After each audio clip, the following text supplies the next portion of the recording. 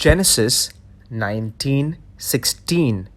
And while he lingered, the men took hold of his hand, his wife's hand, and the hand of his 2 daughters, the Lord being merciful to him, and they brought him out and set him outside the city.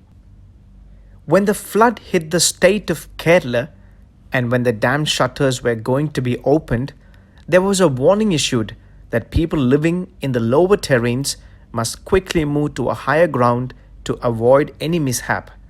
Majority of the people thought that water will not come to their land or houses, especially those living in houses which had upper floors. The main reason that made them think this way was their house and the valuables in it.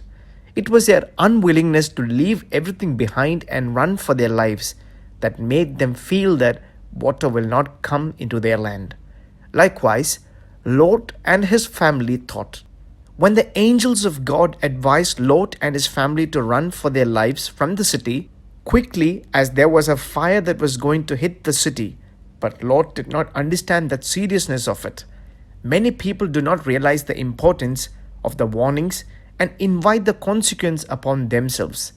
Most of the people, until the crisis hits them, they will not consider the warning of any person seriously. If people had carefully handled this pandemic that hit the world now, then we could have avoided so much of disasters all around. God showed a special grace and favor upon Lot, and the reason for it was Abraham interceding for him. Today, if we are enjoying the privilege of salvation, then it is indeed special grace and favor from God. There would have been someone who prayed for it. Today, even if we have the great responsibility to continually pray for the salvation and deliverance of people like Lot from the wrath of God that is coming, like said in the book of Judah, we can pull out many from the pit of fire, and for that we need to pray. Even after being highly favored, still Lot's wife became a pillar of salt on their way. The reason was she disobeyed the commandments to not turn back and look. It gives a message that we should never turn back to what we left and came. May God bless us.